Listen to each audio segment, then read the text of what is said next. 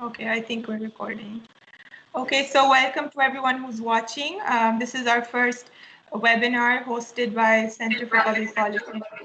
My name is Saba Shahid and I work as a research fellow at the center. Today's topic is the public policy consequences of the coronavirus pandemic. And we will be discussing the governance challenges of managing a public health concern of dynamic and large proportions such as COVID-19. And joining me today are two seasoned academics. We have Dr. Imdad Hussain, who is assistant professor at the Center for Public Policy and Governance at FC College. His research interests include urban policy, urban development, education and cultural policies, water management, and housing development, to name a few. We also have Dr. Raja Ali Saleem. Dr. Ali is associate professor at the Center for Public Policy and Governance. Also a former civil servant, and his area of expertise include religious nationalism, Islamist politics, financial management, and again, these are just a few that I can name. So I'm going to dive straight into the discussion, and we can begin with Dr. Imdad, and Dr. Ali, feel free to jump in whenever you want. So the first question I thought we could talk about was the issues of governance. So the pandemic supposedly arrived in Pakistan later than in most in harder hit countries, and the government, had time to prepare a response. So what are some of the policies that you agree with, and what do you think could have been done better?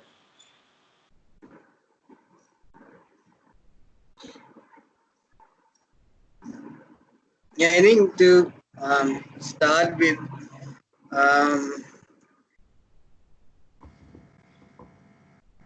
the most important thing I think in this pandemic, in this crisis, is to understand that Corona is not primarily a public health issue. It's a political issue and relates to the management of movement and management of physical distance among people, and regulation of social life, as in our major cities where this problem has hit us the most, like Karachi or Lahore, and there are other cities, where densities are high and there are so many people living in small places. This could have only been done with appropriate management of social interaction or social life, and our government, and whether it is federal government or provincial governments, generally took a lot of time in deciding or thinking about how to regulate social life in Pakistan. Sindh, absolutely, Sindh did much better than other provinces, other parts of the country, but the mayors adopted in Sindh were also not highly appropriate. The way physical distancing among people was enforced on people from above, and that too when the policymakers, under international pressures, thought that there was no other choice except to enforce the measures of physical distance. I don't call it social distance, but the measures of physical distance. And until now, for example, and I think Dr. Ali can explicate this argument in a much better way, because he has been working with government for a very long time. The state as a whole looks highly fragmented, and there is we don't have this sense that state or the authorities of state, whether it is public health authorities or policing authorities or urban planning authorities or the authorities which shape public opinion, or the teachers, or all of the departments which are directly or indirectly involved with the management of corona or management of physical distance, are willing to, or want to talk to people, or negotiate with the people, how to enforce or how to regulate the social life.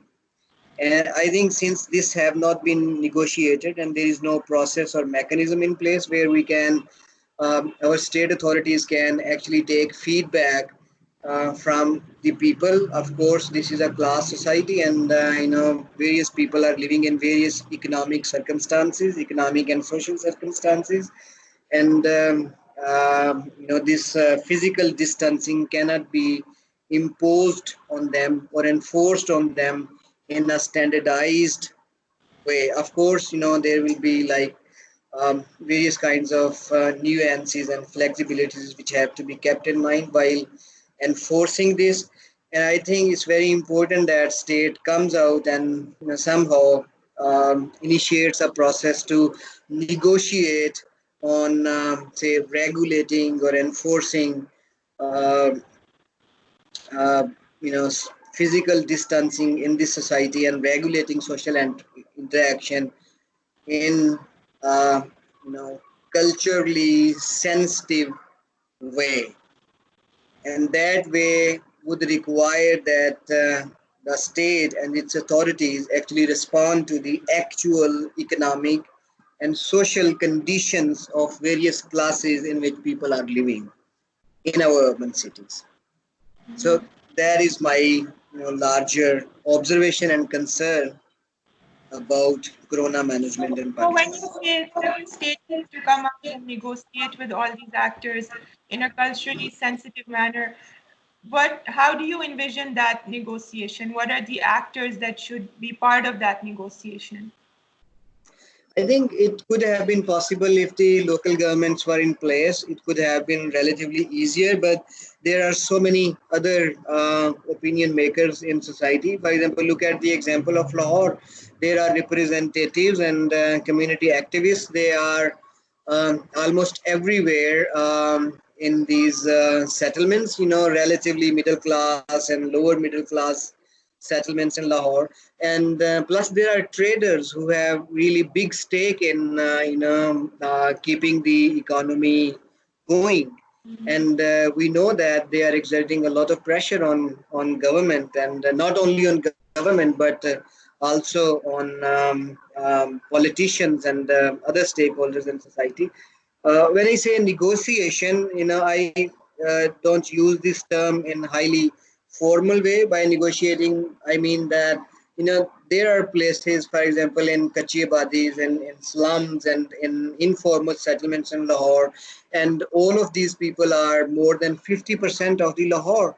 And similarly, if you look at Karachi, there are more than 60% of the people are living in informal settlements, or they are poor, or lower middle class people, and they are living in very small homes. Can you imagine, like, if more than 30% of the population of Lahore is surviving, for example, in one room, or two rooms, two small room homes. They have virtually no place to stay. For example, all of the family, 6 persons or 7 persons or 8 persons, it's very difficult for them to face each other 24 hours, 7 days a week, and 30 days a month. And there are no spaces. For example, there were so many spaces in these communities which have been encroached, and this is an issue which concerns with urban planning and land management and the way urban planning is conducted. So if these places were there, we could have evolved a way where people could actually come together in these spaces, maintaining some semblance of distance, while for example interacting with each other, which is very much a serious need in all of these settlements, because people have no place in their homes to stay, or there are like 3 persons or 4 persons stuffed in a room, and using their single rooms or kitchens or bathrooms, or for multiple purposes. So, I mean, it's not difficult. So many people in Lahore can actually afford to stay at home because there is at least, one room for one person. But in some cases, there is like 3 rooms or 4 rooms for one person at a home. But, so many people don't have this luxury. And They of don't course, have. they yeah, and it's impossible for them to, for example, meet this standard. Even if they want to meet this standard of maintaining physical distance and not going out, I think it's practically impossible goal to meet. And we should not expect from all these people, whose livelihoods are dependent, really dependent on their daily work, and whose lives, social lives and psychological lives are dependent on public spaces, moving out in the streets or moving out at the street corners, or going into like open spaces wherever they are available in limited way, because there are no parks. There are only some of the spaces which these people have saved or made by themselves.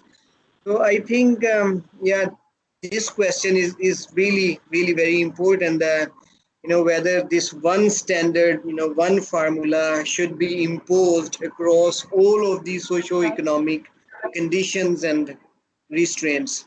So that should be actually thought about, not only for now, but as we know that the people like me who study urban planning and urban health and urban policy, they know that these cities in late modernity, the contemporary cities, are highly vulnerable to various infectious diseases and epidemics.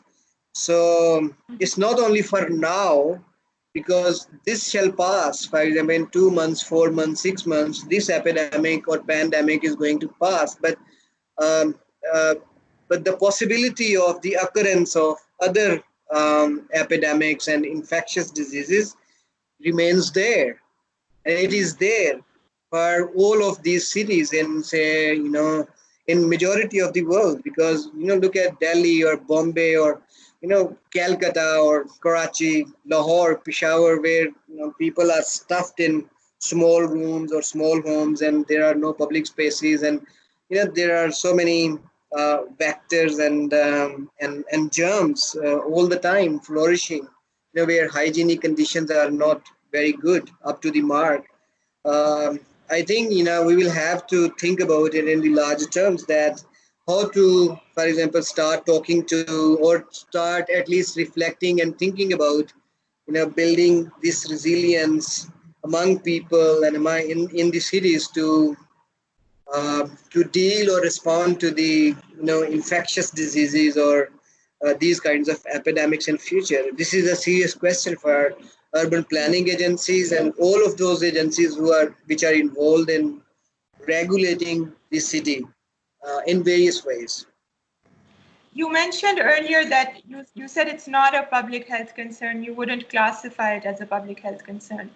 I want to understand why. Because I understand it as a public health concern. We're struggling with not only facilitating enough patients in our hospitals with the proper equipment, but also like our medical staff, they're unable to get the appropriate PPEs. And by public health, I mean that, not just in terms of the medical profession, but in terms of all the cultural, economic repercussions the pandemic has as well. So I want to understand why you wouldn't classify it as a public Look, health concern. public health generally is a discipline which deals with the biomedical, with the implementation of biomedical model of keeping people healthier. But in this case, for example, in Corona case, we don't have, for example, a medicine which can cure, or which can cure, all those people who have got Corona, or we don't have a vaccine which can prevent people from contracting Corona. So since this cannot be ameliorated with the interventions of public health professionals, this is primarily not a public health issue, because doctors and public health officials are as helpless as anyone else, Mhm. because Okay.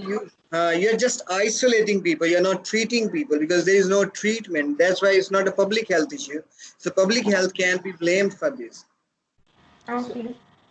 I would Um, argue that, sorry. So I would oh, argue that, there are different models of public health, and there are also models which look at more preventive side and the social aspects of keeping people healthy. So psychological health, of course, comes in that, is a major concern in those models. So I would argue that it's both. It's a public health issue, and of course, it's because it's a public health issue, politics, governance, governments are involved. So you can't take out, you can't put all the blame on doctors or on the people here, and especially in case of epidemics, it's always the state or the governments who have a major role to play. If these, epidemics go out of hand, it's not because of the people or because of the health professionals. It's always because of the state. And if they are controlled, again, it's because of the fact that the state and the government and these people did their job well. So here, I would argue that state has a large role to play, and the it's health issue, but of course we have to include the public side of it, which is the state and the governments. mhm. Yeah, I mean, I Yeah. think I have to agree with that. I think if public health would definitely have to go beyond just the biomedical or treatment aspect of managing a disease. It definitely includes the administrative, managerial, or governance aspects of keeping people's welfare in mind. But I mean, we can talk about this more. I want to go on to the next question, which is talking about the resources, the financial resources, the infrastructural resources we have, the managerial capacity we have. I was reading through a WHO report yesterday, and their guidelines review tool, and it's a set of steps that people can use to assess the level of preparedness a government has to manage a pandemic. And I was going through that list, and I was not feeling very confident. So my question is, how do you? So we have very limited resources. We've been dealing with expanding our tax base. We've had trouble with tax collection. We have high public debt. So what are some of the resources that can be mobilized, or what are the creative ways in which we can garner enough resources to manage a pandemic such as this one? Yeah, I think yeah, for sure we were not prepared for this, and generally we are not prepared for anything. Um, but in the last government of Shehbaz Sharif, when I think in 2011, when we had the first episode of dengue at the larger scale in Lahore and other cities. Um, I think the government spent a lot of money, which I think was not necessary to spend. But in that year and the next year, government accumulated this experience to deal with dengue, and we see, for example, for the next 3 years, they could deal with they could prevent dengue from making these taking lives or contracting to so many people. So that experience was there, and of course there were so many funds which were spent unnecessarily through all those years. um, there are some I think there are some for example scientific methods, of course, in which we need epidemiological studies, where the patients are coming from and what are their characteristics, and and thinking in plausible ways, how to how they might have been contracting this disease. For example, what is their gender, age, or socio-economic characteristics. Those kinds of studies are actually not done here up until now, because even in dengue, the way we have been dealing with dengue is that send your people, public health officials and local government officers, and other government officers across Lahore, and spray everywhere in every streets. I mean, this approach actually results in a lot of wastage of money and resources and creates panic. We really need to know where the people who are contracting this disease are coming from and what are their characteristics, and focus only those areas and try to ameliorate those disease producing conditions. That is one thing. But I think the most important thing in dealing with epidemics, uh, which I think I have been thinking about it since this has begun, is the and especially this this unique situation of COVID-19, is that there is really big trust deficit between people and the state. People and the people who are, and the policy makers and administrators who are managing this situation. And I have talked to many people. I still go out sometimes and talk to people, why they are sitting outside and why they are talking to each other, why they are going out. And people out there generally don't trust anything coming from this government or these doctors or the advice from WHO or the advice from any other international agencies, because people simply don't trust this advice. People simply don't trust these people. And in Corona situation, we were talking about public health. If we think public health includes sanitation, sewerage, drainage, solid waste management, even if you don't pick solid waste management from our street these days, even if you don't maintain sewers, corona is still going to spread because it's not that kind of contagious germ, contagious virus, as we have been thinking that unsanitary conditions have been producing epidemics, as in like 19th century London or after that. This situation really required a sync between people Yes. and all those who have been advising them to like not go out unnecessarily and not to hug each other, not to meet each other, and wash their hands. And so this is one thing. I think in the like future epidemics, this kind of issue will be very important. That if people really trust their governments, and we have seen that in South Asia, I mean India and in Pakistan, people don't trust their governments. So I think this is the major issue. This is much larger issue than public health. So if people don't trust me, no matter how, if I have like billions of dollars at my disposal, they are not going to make much difference if That's people don't trust me as a government. That's an excellent point, and I agree. I think a lot of this the management issues will be budget neutral exercises. Will involve using existing resources and sort of assessing how you want to manage it.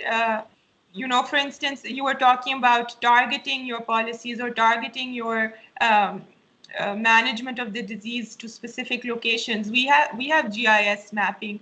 We have a lot of sort of think tanks that are sitting there. They're mapping. They're doing their aerial photography of where people reside, where they're settled, and many more resources that can be used. Similarly, working with the local government to develop that synchrony that you were talking about between the state and the people. Dr. Ali, do you want to add something? Yes, I think that yes, our resources are limited, but we can reappropriate some of the budget which was available to other departments, since they are not working at that level as before. So we can reappropriate the budget from there to, for example, Health Department or Ministry of Health or, National Institute of Health to do the work. For example, of course, military has the biggest share in Pakistan as far as budget is concerned. So they, a certain portion of the military budget can be, spared or reappropriated to the Ministry of Health. And as Prime Minister Imran Khan said that, ISI has lots of, data and lots of people available on the ground, which can be used to, track coronavirus patients. One of the most important things in containing coronavirus or any epidemic is to track people who are infected so they cannot infect other people. So ISI or other agencies which are, IB or other agencies which are present on the ground and which do other work can be reassigned at least this point to do this work, which is much more important than going after political opponents or other kind of people. So I think these things we can do without disturbing or without needing any more money. Yeah. I'm going to sort of move on from the last point that Dr. Imdad mentioned, where the people don't trust the government, so it's unlikely they're going to follow any restrictions or policies coming from the state. Question is regarding the lockdown.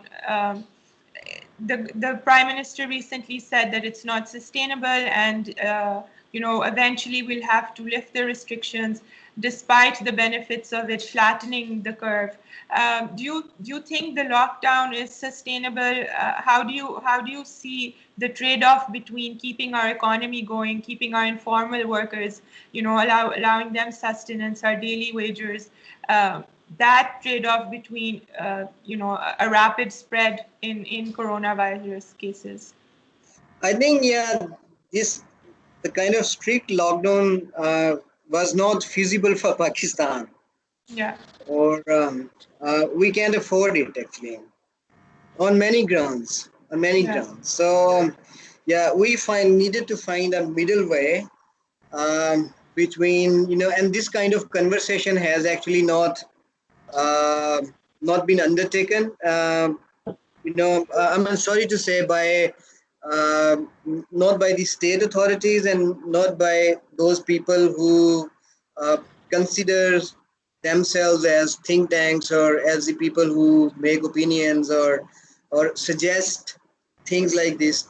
And I see all these posts on Facebook and messages on WhatsApp and in the news and in the newspapers. These are the people who every morning and every evening they keep blaming all these people who are not observing this lockdown or these norms of social or physical distancing. So I think this kind of conversation should have been undertaken at a national scale, and especially in the provincial and national assemblies, where people would actually give various opinions, and whether informed or uninformed, because a lot of this science, which is asking us to wash our hands every 5 minutes, and this science is not that empirically sound, and there are so many people out there from the scientific community. There are people there are virologists and there are biologists, and there are people who have been working on, or who have spent their lives investigating the spread of epidemics and viruses, and they have little different opinions also. So there is plurality of opinions, but all of these opinions are suppressed in favor of this strict lockdown, and this mantra which is being popularized or being enforced like a religion on the people. So I think this kind of conversation was highly important, that how to, for example, keep economy going, because if we don't let economy going and economic activity flourish in Pakistan, there are so many people who are going to die after in the post-corona situation, because we have like this like 220 million, yeah, I mean this big size population, and 80% of this population is poor or lower middle class, and they cannot afford to live. For example, even as there are many people like rickshaw drivers, like daily wage workers and informal workers, and there are so many, like, and millions, and these people can't afford to survive, for example, beyond a week, because they don't have savings, they don't have bank accounts, they don't have money. So we did not take this kind of conversation, and we made, I think, all of us, most of us at least, made this highly, highly ideological battleground, where people keep on spitting each other, calling each other like primitive, or American agents, and terms like that. But serious conversation, which really, really is relevant to the lives of the millions of the people, virtually millions of the people who are impoverished, who can survive beyond like this week. It was very, very important to keep some kind of economic activity going in Pakistan. And I think we still have time to leave our like fierce positions behind, and and not make it ideological battleground, and seriously think through the eyes of these millions of people who really need some kind of economic activity. And we know that this like SAS program initiated by government, 12,000 rupees a month, this is not going to do anything. This is not going to do anything for the people, because first, and we know this through newspaper and the anecdotal evidence, people have not been targeted rightly for this, and there are so many people who are rich, who can afford good life to themselves, and they are taking 12,000 rupees from this SS program. There was no good targeting for this program. And secondly, it can't help big families survive for a long time. So we really, really need to think about to find a middle way, really, really find a middle way, because corona is not like that, those kinds of flus which used to spread in 19th or early 20th centuries, and they would go with the air, and wherever they would go, they would keep killing like thousands of people in communities. This is not that kind of infection, and there is much this international kind of fear mongering and fear spreading about this, and really, really we need to encourage all those alternative views in the scientific community, who are really, really doing good science. They are not mediocre scientists, they are good scientists, and we need to talk to them to find a middle way, to to take both of these things together and help millions of people survive and make their living. Otherwise, post corona situation is going to really, really adverse and difficult, and will be highly, highly unmanageable. I think you're right. It has a lot to do with the plurality of the situation, and it has a lot to do with how communities are responding to this. So with that, I want to transition on to our next topic, and I want to bring Dr. Ali in and sort of talk of the role of religion in the spread of the disease. The two major outbreaks that happened in Pakistan were linked to the Shiite Zaireen and Tablighi Jamaat. And, I want to understand to what extent can we look at this as a problem where, I mean, of course, you cannot target a certain community. We hear this news coming out of India where certain religious groups have really been ostracized. But what role do you see of religion in the spread of the virus? So I don't think that we can blame the religious people or a particular sect or religion for the spread of disease. Yes, religious people have been involved in the spread of disease in many countries. In South Korea, there was this church from which almost 50% of the cases in the whole country came from that church. In Iran, you can link it with religious shrines. In Pakistan, as you said, with Zaireen and Tablighi Jamaat. But I think that it's wrong to blame religious people for the spread because of the fact that yes, there is a congregational aspect of the religion. They get together, but this congregational aspect is part of the human existence. Humans are social animals, and religions are for the human people, are for human beings. So almost every religion, even small religions like tribal religions, have a congregational aspect. Religious assemblies are very common, and they usually, most of the time, don't lead to the spread of epidemics. So this is a special situation. So we will have to deal with it, in a different way. And my point is that it's more, if you look at the religious assemblies or congregations, it's much easier to stop them or to control them than other assemblies because of the fact that they happen at specific time and at specific places. So if the state had been efficient or effective, uh, religious people, whether in Korea or whether in Pakistan or in the US or in India, this would not have happened. So take, for example, the two outbreaks in Pakistan. So if you look at Shiite Zairine, what happened there? So people were stopped at the border. First, they were not stopped. Then, when there was lots of hue and cry, then they were stopped. Then they were put in, schools and colleges, empty schools and colleges, or large halls, put together almost 50 to 100 people in each of these such facility, sleeping together, eating together. There's no concept of physical distancing, right? And then, of course, there was, the food was awful, the place was awful. So, if me and or you would have been there, we would have also tried to flee from there.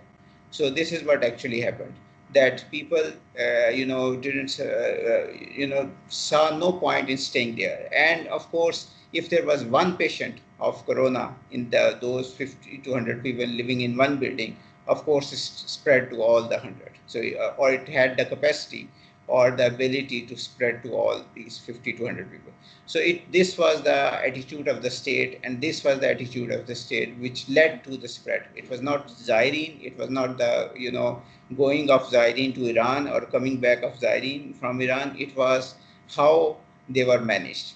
Again, you take the second. But do you agree with this argument that uh, the religious, I don't know if I can call it that, but the religious lobbyists are so strong in Pakistan that in the end it becomes a political decision, and it's very hard to, I mean, it's not hard in terms of governance, but it's a choice that the government chooses not to make. If you okay, so maybe, again, I was talking, if you look at the Tablighi issue, again, Tablighi Jamaat, on 26th February, first case of coronavirus in Pakistan. This congregation happened on from 10th, started on 10th March to 12th March. And government warned and said all the kind of things that they shouldn't do it, but of course didn't stop them for coming. And 70 to 80,000 people came and stayed there for 3 days, and they said, so yes, it's difficult, but when you are in government, when you are responsible for the people, you have to take these choices. And it's more difficult in Pakistan because of the fact that Pakistan has a specific relationship, because of its religious nationalism, Islam's role in the creation of Pakistan and afterwards. So for Pakistan, it's more difficult. But just look at other countries where religion is as important to nationalism as Pakistan. For example, Saudi Arabia or Israel or Iran. So Iran and Pakistan didn't manage, in an effective way. But look at Saudi Arabia. So Saudi Arabia, what they did was that they controlled it. Yes, they had more resources, of course, but religion was also very important to them. But they, closed all these, spaces, religious spaces, even the, two most holy spaces in for the Muslims in the world. They did that. So yes, it's a difficult thing to do in Pakistan to stop religious people, but if the state is united and if state wants to do it, they can do it. But of course, they decided that it's not politically feasible for them to No, stop the religious. absolutely. And Dr. Imdad was talking about this harmony, this discussion between different actors in a society. And of course, the religious ulema are an important part of what we are discussing. What role do you see them playing? To what extent, I mean, even now we can engage with them and get them on board to sort of get government policies implemented. So yes, I find that yeah, of course, religious ulama should be engaged, but there is a there is a point where you have to there should be every negotiation should have some red lines. So, for example, what the government was negotiating with the ulama recently for Ramzan, it should have realized that most of the things that is agreeing with the ulama are not going to happen, right? So, and we know that all the mosques, it's very difficult for to maintain physical distancing in the mosque, which is only 10 feet to 5 feet or something like that, and most of the country is filled with these small mosques. Of course, it's difficult to monitor these small mosques also, but the religious ulama in Pakistan are you know um, more into politics. As far as it is my opinion, you can disagree with them, that they are less concerned about many of them are less concerned about religion than about what they are getting out of religion. So that most of the charity is done by the Muslims by the in or close to Ramzan. Zakat is deducted at the start of Ramzan. People do that. It's sunnah to do more charity during Ramzan. So the ulema were more concerned, I think, that to get their coffers filled than about uh, keeping people alive. So this, I think, that it was the responsibility of the government that to stop, to negotiate with the ulama, but to stop them from becoming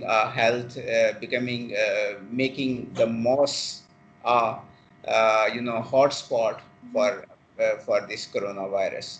But of course, the government has largely failed in that, because it has come to the religious right, and it has basically said that we are not going to, as they did before in case of Zaireen and in case of Tabligh Jamaat, they have again tried to appease the religious right, so that it they can it's not they are not against them, and they can survive politically. But looking forward, I mean, I understand your point and I agree with it. But looking forward, how can they be engaged with? Because they do have a lot of political clout, like you mentioned. They have influence of over millions of followers. So they're definitely an asset that we can work with to get our messages across, to get a unified policy response across.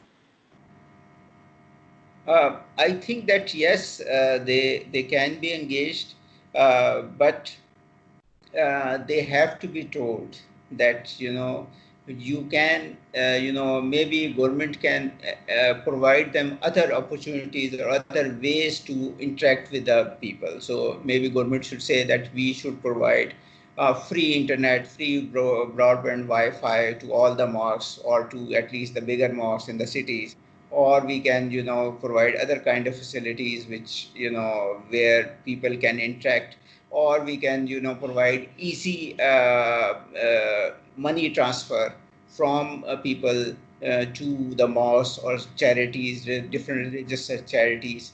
So these are the things which can be negotiated, and which should have been negotiated, so that the concerns of the religious right can also be tackled without making people unhealthy, and without making people suffer from this epidemic. So rather than appeasing and allowing people going to mosque and opening the mosque, what should have been done was that the negotiation should have been this: we are not going to open mosque because all over the Muslim world, no country is not doing that. So we are not going to do that.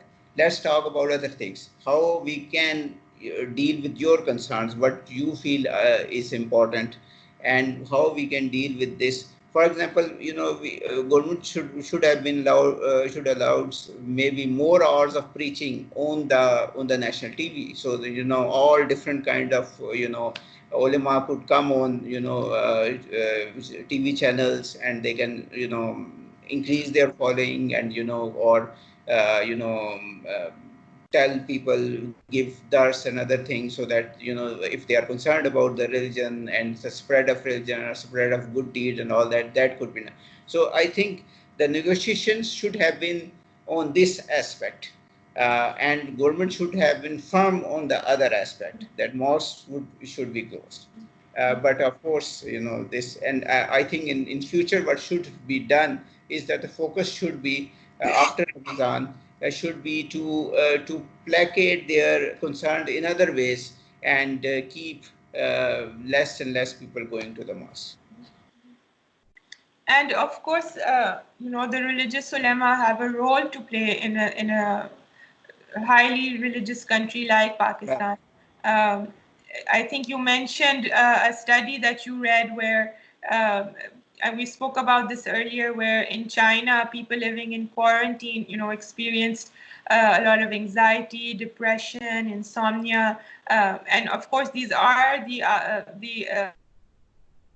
so these are the repercussions or the after effects that we will have to deal with. And again, the role of religious scholars will be important here, and religion. A lot of people fall back on faith or spirituality to get through, testing times. So, I mean, how are some of the ways in which the religious elite can help with the distress aspect of the pandemic?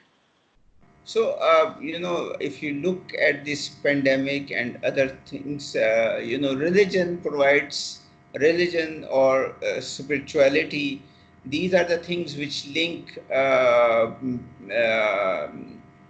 people to something otherworldly, right? Basically, and to away from the material aspect of things. So in this epidemic, most of the material aspects you can't enjoy, or can't enjoy fully. So this, this is a time when we can, a religious elite, a religious ulama, and can bring people to think of other things. All the greed that is in our society, corruption and other things which are. So this is the time when people should, ulama and elite can say, well, you have 4 cars and you have 10 homes, but you can't get out of your only one room of your house.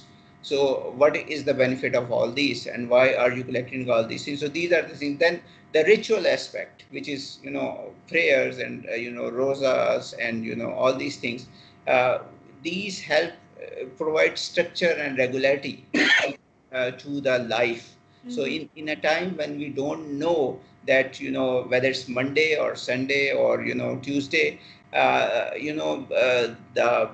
5 prayers in the day tells you that okay, this is the time, it's 4 o'clock or 6 o'clock or whatever. So these provide suggest something to do, something to in this predictability. So these are very important thing for being remaining sane in these times. So religion provides you this predictability, and then of course the predictability of what happens after life. So yes, everybody is afraid of dying by corona, but religion provides you a sense of that your life is not going to end. Yes, you are going to die, but this is going to be a transfer to some another world, just like you transfer to this world, you are going to another world. and you are going to meet your relatives again, and your kids again, and your parents again, and all the people you have lost. So these are the things which decrease the stress which is present Yeah, everywhere. Yes, and your please. students again. Yes. And your students again. So, yeah, these are the things which are which religion and which the capitalist society of the 21st century cannot provide. Yeah. So this is the positive aspect of religion which we should highlight, and which the religious ulema and religious elite could use to bring our nation to a much higher level of trust and honesty. No, no, I completely agree. I think uh, that you're right. It's very, very important to have structure on a personal level as well, to have some form of structure to our day, to remain productive, to have that feeling that we're doing something, have our evenings different from our mornings, keeping track of the days that we had. Right. But I just want to thank both of you for agreeing to do this. I've been pestering everyone for this webinar, but I think it went well, and I think we got some very productive discussion recorded, and I hope we can do another session soon. Yeah, sure. Yeah. Yeah, Thank thank you you. so much for having us. Yeah, thank you so much. You are the person who did that. Okay, Yes. thank you. Okay, okay, thank you. Okay. Okay, Bye. thank you. Bye.